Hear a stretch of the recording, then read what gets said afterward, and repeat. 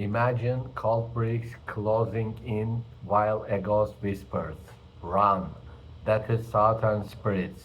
This book gives me hope, helps me make brave choices, and makes me a great storyteller in conversations. Watch this summary and read the book now. Imagine the absolute absence of light. Just totally suffocating. Yeah, heavy blackness that doesn't just surround you, but it actively presses against your eyes. You open them, and there's literally no difference between waking and sleeping. The darkness is total, it's physical, it has weight. You can't see anything, but you can feel. You feel the wet earth beneath you. The chilling, relentless dampness seeping through your clothes like it bypasses the fabric entirely and sinks straight into your skin, just freezing the marrow in your bones. That's right, and the smell. Oh, the smell hits you instantly. It coats the back of your throat. That stale, suffocating stench of wood rot, of centuries of forgotten decay. And beneath that heavy earthiness, there is this sharp, undeniable metallic tang of fresh blood. Blood from the injured shoulder of the man lying next to you in the dark. Mm-hmm. And you try to move right. You shift your weight, and your muscles are just screaming in protest. You're disoriented. You're desperate, and that is when you hear it. The sound. Yes, the exact bone-chilling sound that cuts through the silence. The hard, unforgiving metallic clink of a chain. It just echoes off the damp stone. It's this sharp, singular reality checking you into a nightmare. You pull against it instinctively, and the cold iron bites violently into your wrist. You realize you are shackled to a subterranean wall, trapped in a forgotten cellar tunnel beneath the earth. And then a new sound emerges from the pitch black, just a few feet away on the other side of a chest-high wall that absolutely was not there when you fell unconscious. A wet, heavy slap. Exactly. The wet slap of mortar, followed immediately by the grating rhythmic scraping of a trowel spreading that thick paste across antique brick. Slap. Scrape. The deliberate, methodical placement of a single brick. Then another. I mean, it is the sound of a ticking clock. It really is. Every single brick layered into that wall is a second of your life disappearing. Every scrape of the trowel is a physical measure of your oxygen being permanently sealed away. And right behind that sound, you hear the breathing. Casual, slightly wheezing, unbothered breaths. Mayor Thaddeus Stewart is standing on the other side of that brick wall. He is breathing the fresh air that you're soon going to run out of. He's meticulously placing the bricks, checking the alignments, sealing the edges. He is walling you in, alive. And he isn't rushing. He isn't frantic at all. He is working with the quiet, terrifying diligence of a man doing a weekend household chore. He even stops to complain. Yes, the complaining. His wheezing breath catches as he grumbles into the dark about how this little distraction murdering you is making him miss a Sugarland holiday glee committee meeting. It's insane. He tells you casually over the scraping of the trowel that the committee just approved yellow and white lights for the City Hall display. Not red and green, yellow and white. He is annoyed about the aesthetic choices of holiday decorations while he entombs you in a lightless, airless grave. Slap, scrape, another brick. The wall grows higher, the darkness grows tighter. You are going to die down here, buried alive in the dirt with a killer who uses Southern civility as his deadliest weapon and the literal ghost of a murdered pregnant teenager who was trapped in this exact same suffocating darkness decades ago. So I guess the question is, how does a sweet Southern girl with a pet skunk and a struggling freelance graphic design business end up chained to a brick wall watching her air supply get mortared shut by the mayor? That is the exact question we are answering for you today. We are taking an exhaustive, meandering, and just profoundly intense dive into the source material of Southern Spirits by Angie Fox. And this isn't a surface-level summary of a spooky story either. No, not at all.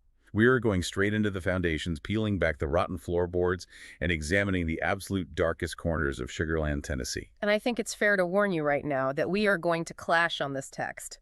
Thoroughly. Oh, we definitely are. Because while there is a very deliberate, charming exterior slapped onto this narrative, I look at the mechanics, the logic, and the terrifying realities this story attempts to mask, and I see a deeply disturbing ecosystem. I am incredibly skeptical of the packaging here. But I see the warmth beneath the horror. Because at its core, under the ghosts and the cold stone, this is a story about sheer undeniable grit. It's about surviving when your entire world, the people you trusted, the town you loved, turns its back on you. If you say so. I do.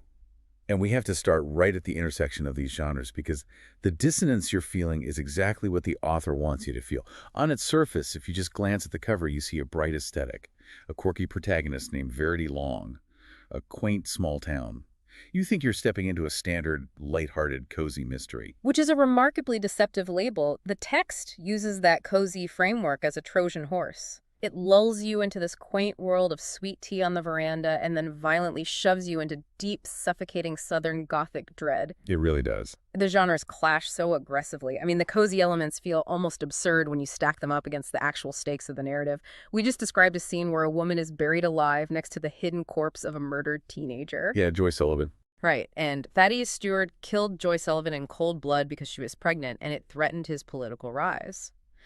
Earlier in the text, he shoves Verity off a steep cliff, explicitly hoping her neck would snap so she wouldn't suffer so much. Such a nice guy. Exactly. To wrap these brutal, calculated sociopathic acts in a genre that focuses on town gossip and quirky animal companions, it's jarring. The genre itself is a mask for profound systemic trauma. I hear that, but I truly believe that dissonance is the entire point. It perfectly reflects Verity's own psychological reality. Let's really examine the anatomy of a small-town pariah. Verity's social standing in Sugarland is a masterclass in small-town psychology. It's a study in social destruction is what it is. Right, because she dumped Beauregard Buford Wydell at the altar, left him standing there. And why did she do it? Because the very night before the wedding, she caught him cornering her sister Melody in a hallway. He groped her. He did. He was physically assaulting her sister, and would have gone further if Melody hadn't fought back and kicked him. And how does the polite, cozy town of Sugarland react to this revelation? Oh, it makes my blood boil. They label Verity a gold digger. They blame the woman who stopped the abuse. It's infuriating. But it's also this brilliant subversion of the standard damsel in distress trope. Verity doesn't just wilt away in shame. She loses her friends. She loses her reputation. She loses her fiancé. She is sued into absolute financial oblivion by Beau, on the verge of losing her family's ancestral home. She loses everything. Everything. But she refuses to apologize. She possesses this unbreakable, true grit resilience. She is literally surviving on ramen noodles, cooked in a Girl Scout camp pot, living in a stripped-down house with no furniture, but she will not yield to that corrupt patriarchy. See, you call it grit, but I look at Verity and I see something far more precarious. She isn't a fortress of resilience. She is like a hermit crab using a severely cracked shell. A hermit crab. Yeah, I mean, she is surviving, yes, but her social armor has been entirely obliterated. She is incredibly vulnerable, and we cannot gloss over the absolute absurdity of the town's reaction. The good citizens of Sugarland blindly, willingly trust the Wydell family over the victimized woman. Because they have money. Exactly. The Wydells have generational wealth. They have influence. Ellis Wydell is a respected cop. The late Vernon Hale was a cop. The town instinctively rallies around the powerful male abuser and casts out the woman who dared to disrupt their comfortable social hierarchy. This isn't a cozy town. It is a deeply toxic, complicit ecosystem where power dictates truth. You know, I want to ask you, the listener, directly. Have you ever lived in a town where the rumors arrive before you do? I really want you to think about that dynamic for a moment, because the text meanders so beautifully into how small-town Southern social currency actually works. It's a fascinating microculture. Think about the speed of a whisper in a town of maybe 2,000 people. It's faster than fiber optics. It's a place where everyone knows your grandmother's maiden name, what church you go to, and exactly how much you owe on your mortgage. Right. There are no secrets. Verity recalls a note from her grandma, who said that building houses close together in the South just made gossip travel even faster. Which is a profound observation on architecture mirroring social surveillance. Exactly. But Verity notes that the citizens of Sugarland needed no help from the architecture. Gossip isn't just idle chatter in this world. It's not just old women being bored. It is a weaponized currency. It's a tool of control. It is how you enforce compliance. Yeah. Beau used that exact currency to bankrupt her socially. The moment she stepped out of line, the collective machine of the town's gossip network was deployed to destroy her credibility. The whisper campaigns. Yeah, the whispers at the grocery store, the sudden withdrawal of invitations, the tight, polite smiles that actually mean we are excising you from our society. It's social warfare disguised as polite concern. The weaponization of bless her heart. And this brings us to one of the most polarizing aspects of Verity's coping mechanism and a perfect example of this severe genre clash. We really need to look closely at Lucy the skunk. Oh, I completely adore Lucy. She is the absolute beating heart of that massive empty house. I struggle immensely with the logic of this pet. From a critical standpoint, a pet skunk is the ultimate eye-rolling symbol of forced, eccentric, cozy literature. It feels manufactured. Yes, it's quirky for the sake of being quirky, distracting from the genuine thriller elements of the story. Are you kidding? Calling her a distraction completely ignores how much warmth she brings. The text gives Lucy so much distinct personality.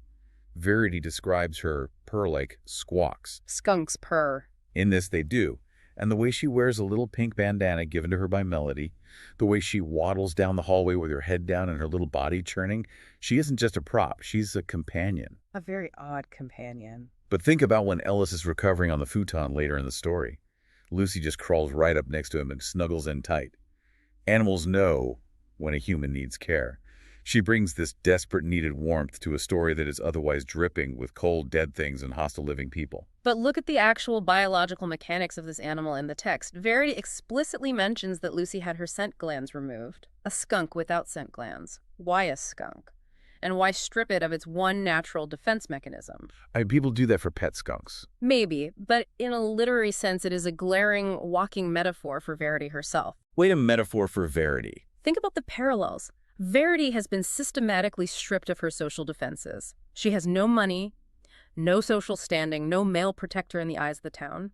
She has been effectively declawed, or in this case, dissented by Beau and the Wydell family's ruthless smear campaign. Oh, wow. Yet, despite having her defenses removed, she is still judged entirely by her inherent reputation. People in town want Lucy to stop being who she was just because she's a skunk. The town wants Verity to stop being an independent, defiant woman just because she offended the patriarchy. That makes so much sense. Verity is fiercely protective of Lucy because Verity is fiercely protective of her own damaged identity. They are both harmless creatures being punished for what they are by a society that refuses to look past their own prejudices. Wow. That is incredibly dark, but it makes absolute perfect sense. It completely reframes her entire attachment to the animal. It's not just about having a cute pet to talk to. It's about deep, unspoken solidarity between two outcasts. Exactly. She is protecting the skunk because she couldn't protect herself from the town. And speaking of outcasts and identity, that psychological reality transitions us perfectly from Verity's social ruin to her physical ruin. Her desperate, white-knuckled clinging to her ancestral home. The pervasive theme of the ancestral burden. The text spends a massive amount of time detailing the physical space of Verity's house. Yeah. It's this grand antebellum home that has been slowly, painfully sold off piece by piece over generations of a declining family. Now it's just the house itself. And it's totally gutted. Right after the estate sale, which she was forced to hold just to pay off Poe's malicious lawsuit, the house is completely echoing empty. She describes the pink-papered walls of the back parlor, the ugly black hole in the ceiling where priceless crystal chandelier used to hang for over 100 years. It's just a shell. The lopsided futon she brought back from her days at Ole Miss. The text describes the house as looking like a queen stripped of her jewels. Which brings us to a fierce point of contention regarding Verity's logic. She owes $20,000 on this house. She has absolutely no furniture. She has zero income. She is eating cheap noodles. She's doing her best. Her desperation to save this specific rotting house is a deeply toxic attachment to the past. It is the literal weight of the antebellum South holding her down and drowning her. Yeah. She has a graphic design degree. Yeah, she's talented. She could easily move to a modern apartment, find a job in a city like Nashville or Atlanta, and start her life over with a clean slate. But she violently refuses, bound by this irrational ancestral burden. It is self-destructive. I cannot disagree more. I will passionately defend her choice to stay. It isn't toxic. It is a beautiful, necessary survival instinct.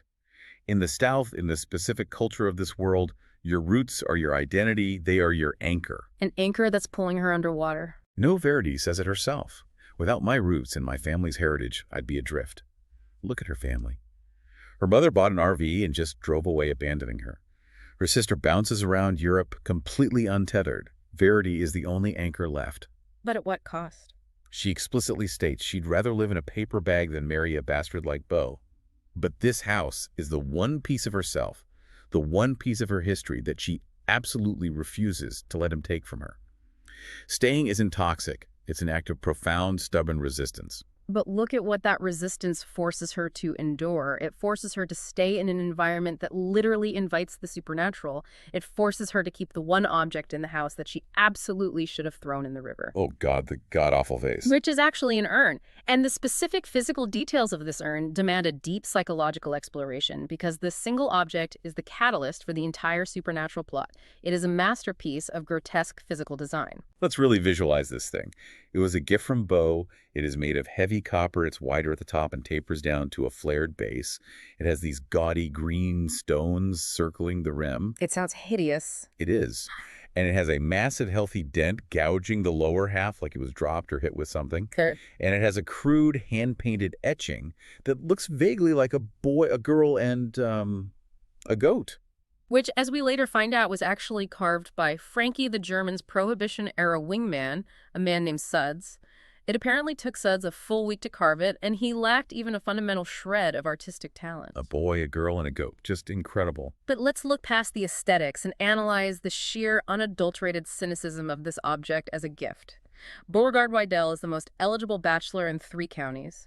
He is a man from a wealthy, respectable, deeply image-conscious family, and he gifts his soon-to-be bride a stolen gangster's urn. He had the nerve to call it a historic heirloom. It's essentially a spittoon for the dead.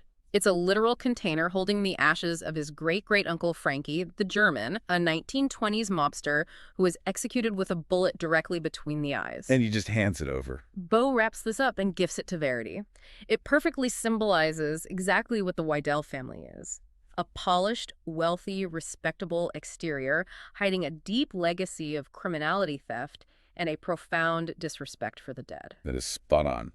Bo doesn't respect Verity any more than he respects his own murdered ancestor.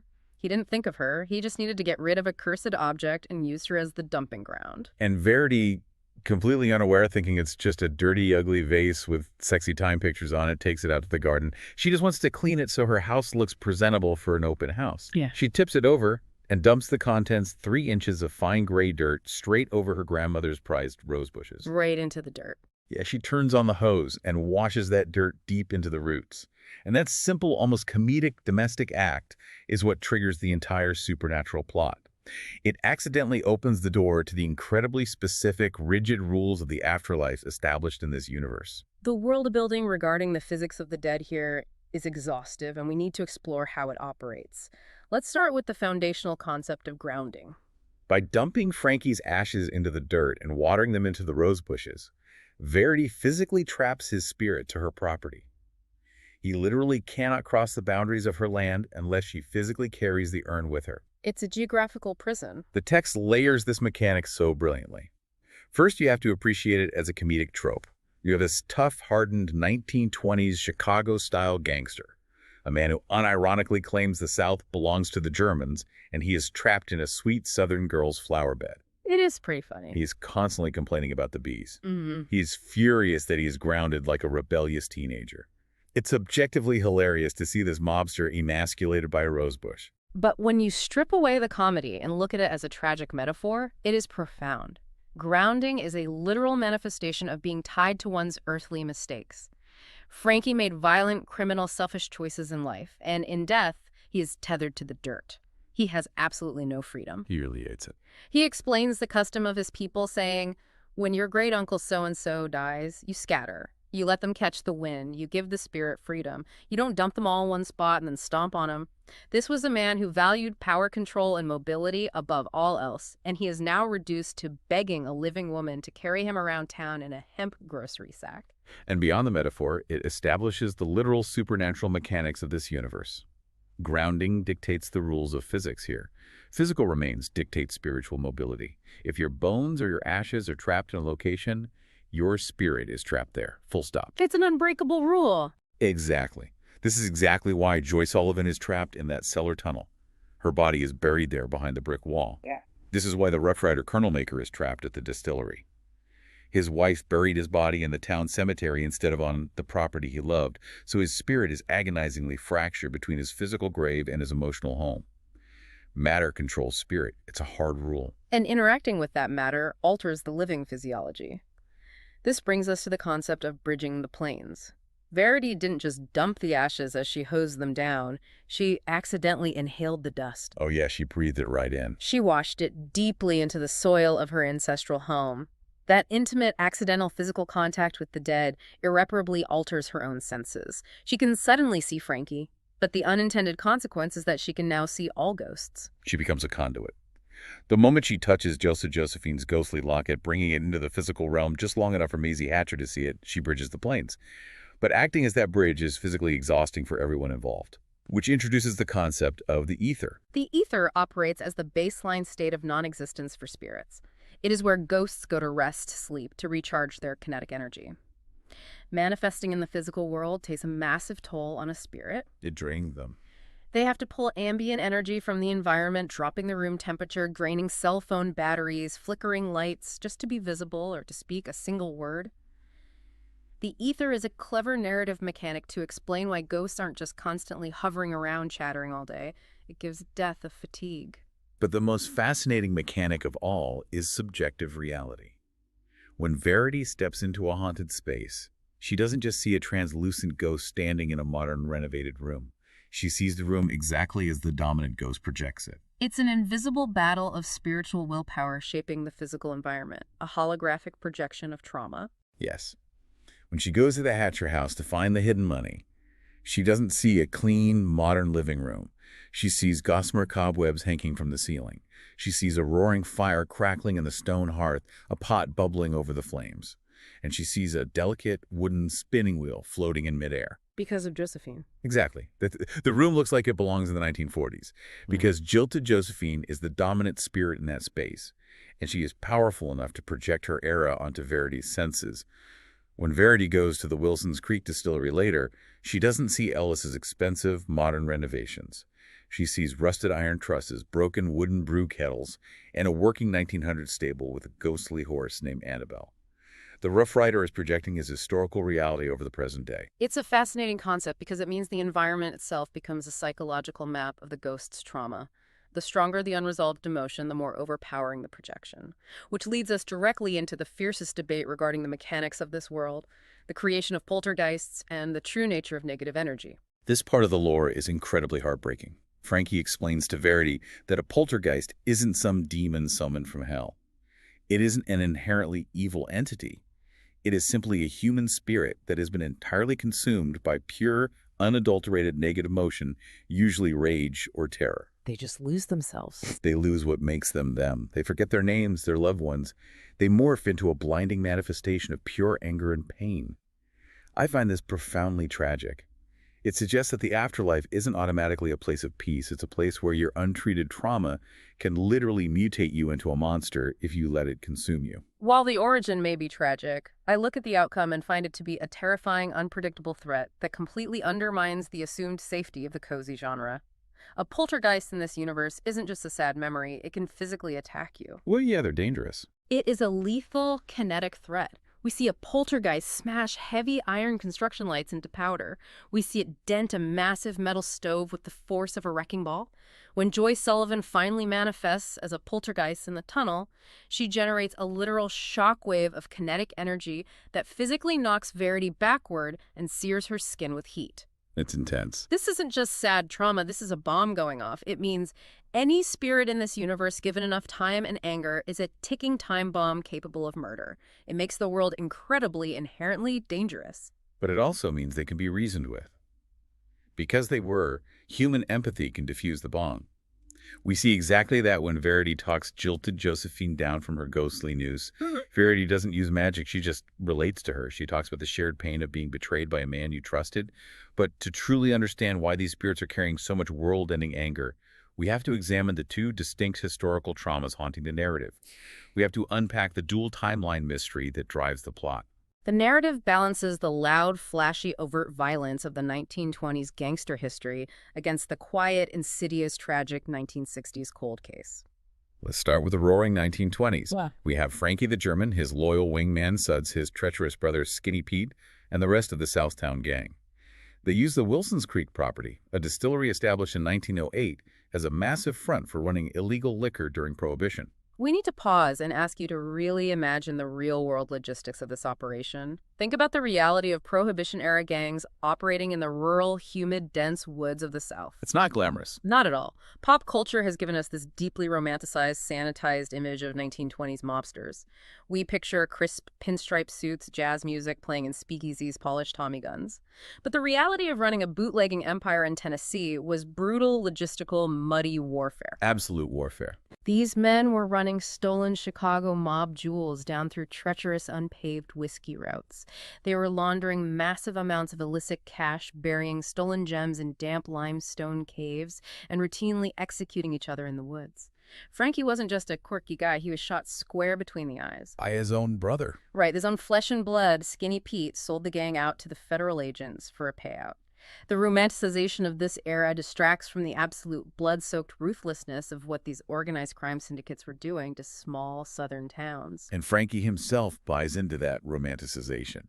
He constantly complains that Verity listens to modern music like Michael Jackson's Thriller and promises that if she behaves, he'll introduce her to the high culture of Benny Goodman.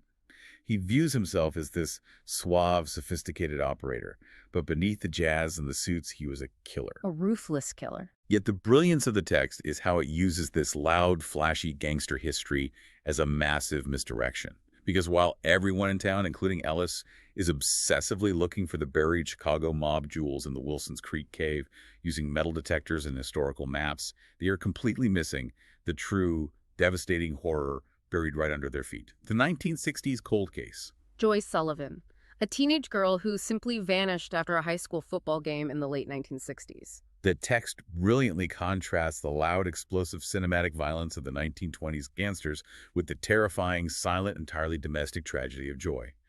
Her disappearance wasn't a mob hit ordered by a boss. It wasn't a shootout with the feds. It was so much closer to home. It was a local politician, Thaddeus Stewart, covering up his affair and her resulting pregnancy to save his rising political career. He murdered a teenager, dragged her body into the forgotten cellar tunnel of his own property, and walled her up alive in the dark. Which raises a critical structural question about the pacing of the entire book. Does the gangster subplot the frantic search for the jewels? Frankie's constant bickering the sweeps with the metal detector on the cliffs distract too much from the true horror of Joy's fate. You think it distracts?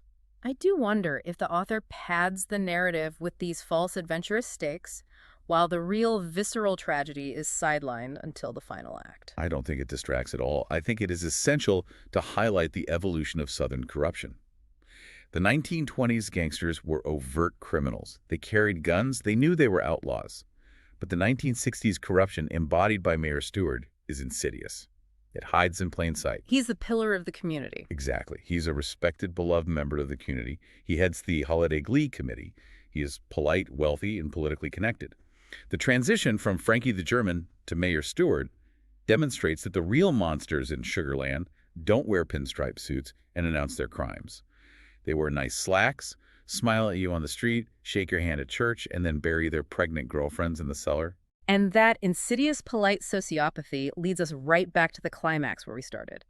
We need to return to that cellar tunnel, but now armed with the full context of the supernatural rules, the town's corrupted history, and the psychology of the people trapped down there. Let's reanalyze that tunnel scene from multiple angles to truly understand its weight. The first angle is the literal physical survival mechanics. The physical reality of that scene is agonizing. Verity wakes up chained to a wall with a heavy iron manacle. She has been hit with a taser, so her muscles are spasming. Her head is bleeding from being shoved off a cliff earlier. And Ellis is bleeding out. Ellis is unconscious beside her, bleeding out from a gunshot wound to the shoulder. And the air is rapidly thinning. The tactile sensory details of the bricks are vital to the tension here. Stewart isn't just stacking them, he's cementing them with mortar, ensuring an airtight seal. Verity is literally searching the damp dirt in the pitch black with her bare hands, feeling the skull and the frail bones of Joy Sullivan, desperately trying to find anything she can use as a weapon. It's so visceral. And how does she ultimately escape? Not with a magical spell, not with ghost powers swooping in to save her. She escapes by finding a rusty key hidden among Joy's remains and painstakingly picking the lock of her handcuffs with a bobby pin. It is a grueling, tactile, desperate physical struggle against stone and iron. What makes that physical survival so chilling, though, is the audio track playing over it. The second angle is the psychological facade of Mayor Stewart. We touch on this in the intro, but analyzing his actual dialogue while he commits a double homicide is blood-curdling. He is complaining about the Sugarland Holiday Glee Committee, yellow and white lights instead of red and green. He's so casual about it. He says to Verity through the wall, "I like you, Verity." "I do. That's why I shoved you off the cliff. Yeah. Figured it was a more humane way to let you go." It is the ultimate damning indictment of polite Southern society, civility masking absolute sociopathy.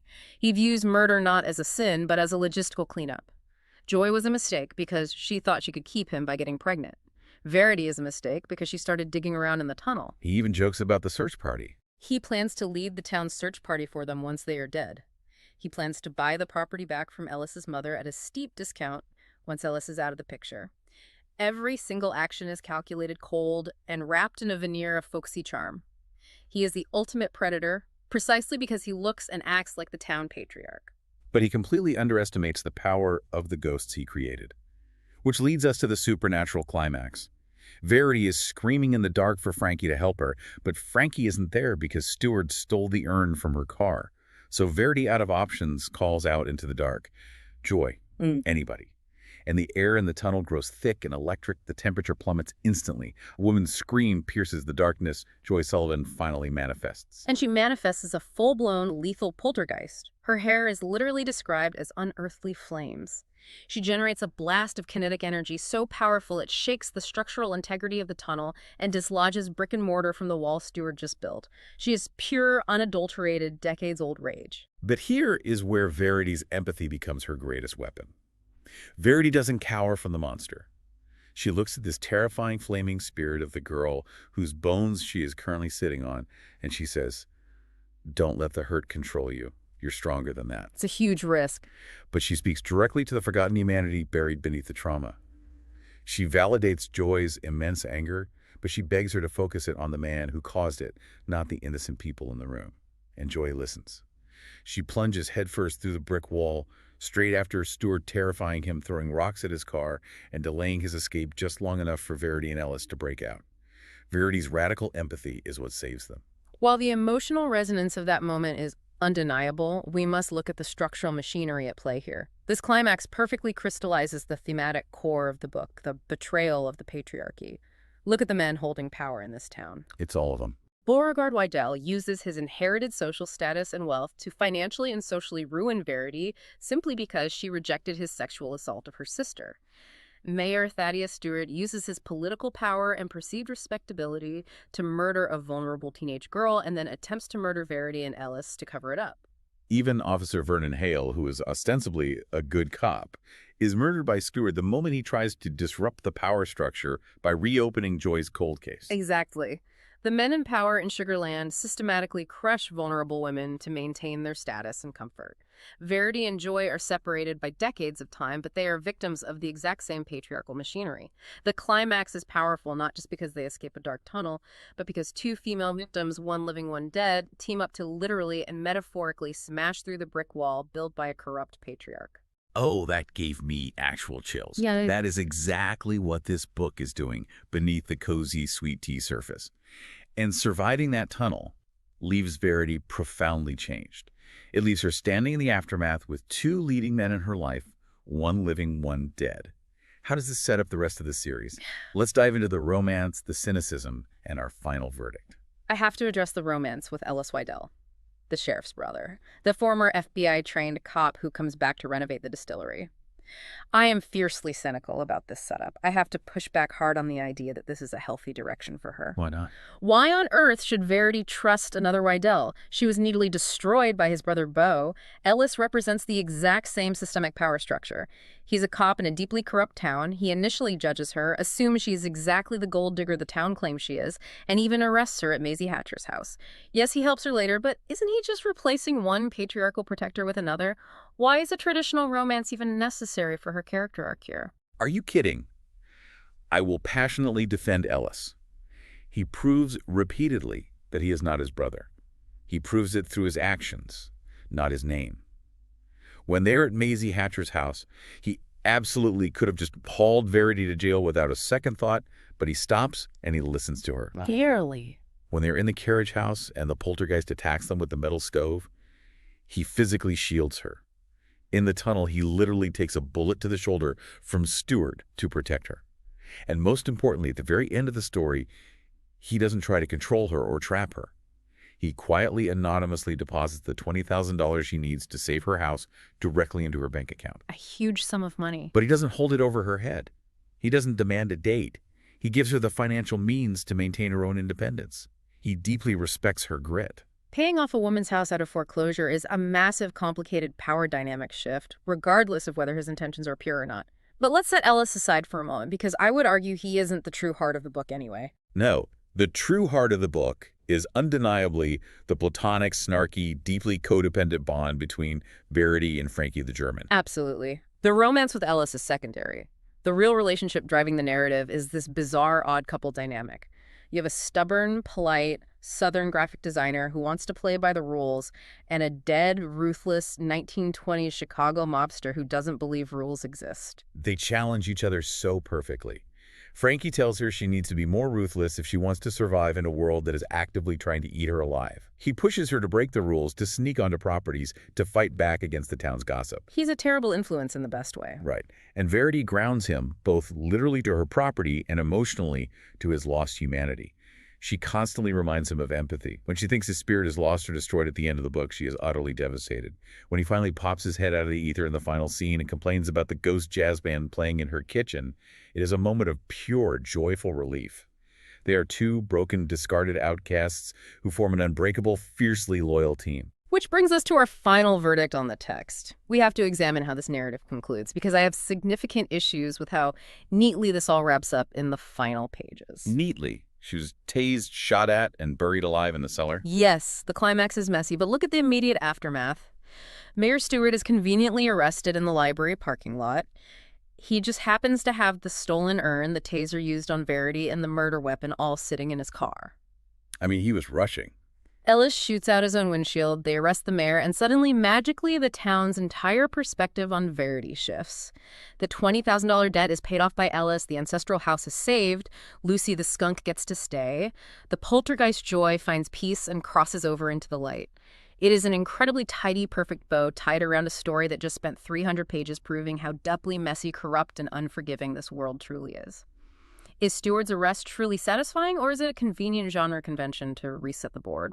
I think it is deeply, profoundly satisfying because of what they went through to earn it.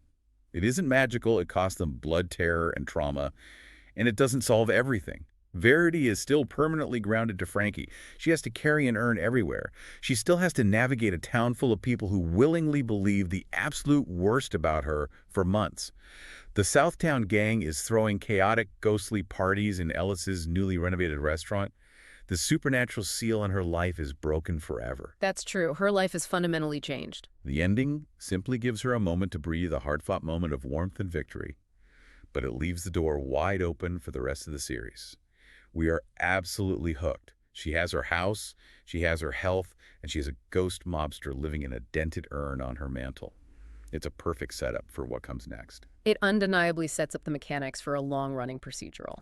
It firmly establishes the rules of engagement with the dead and the living. And it leaves you, the reader, looking at the physical world a little differently. Which brings us to our final thought.